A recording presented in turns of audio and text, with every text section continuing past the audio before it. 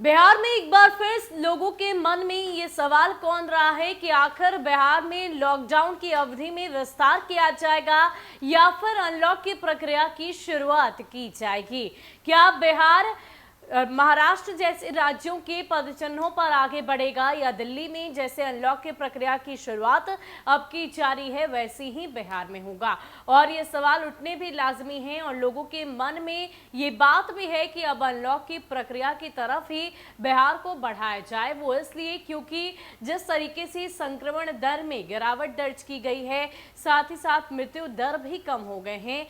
ऐसे में जाहिर सी बात है लोग अब नुकसान झेलने को तैयार नहीं और अनलॉक की प्रक्रिया की ओर बिहार को बढ़ने देना चाहते हैं। हालांकि सरकार की तरफ से अभी इसको लेकर किसी भी तरह की चर्चा तो नहीं की गई है, क्योंकि अभी लॉकडाउन खत्म होने में 3 दिन हैं। ऐसे में सवाल उठने लाजमी है। संक्रमण दर घट गया है, व्यापारी वर्ग को काफी ज्यादा नुकसान झेलना पड़ा है और ऐसे में सभी के मन में यही इच्छा है कि अब बिहार में अनलॉक की प्रक्रिया शुरू की जाए।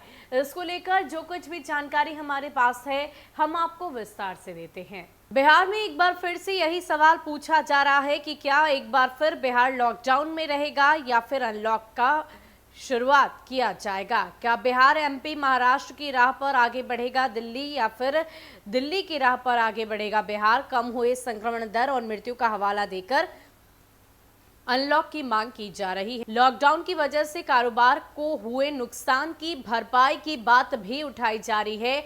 कुछ लोग लॉकडाउन विस्तार करने की स्थिति में परिवहन भी छूट, दुकान खोलने के समय को बढ़ाने और स्कूलों को फिर से खोलने की मांग उठाने लगे हैं। वैसे अनलॉक या लॉकडाउन का विस्तार करना निहायत ही स्थानीय कारकों पर निर्भर करता है। ऐसे में सरकार एक बार फिर सभी जिलाधिकारियों की रिपोर्ट और आपदा प्रबंधन समूह की बैठक के आधार पर यह फैसला करेगी कि उसे किस दिशा में आगे बढ़ना है। सीएम नीतीश के ट्विटर पर सबकी नजर टिकी हुई है। आइए जानते हैं कि इस बारे में कुछ लोगों का क्या कहना है।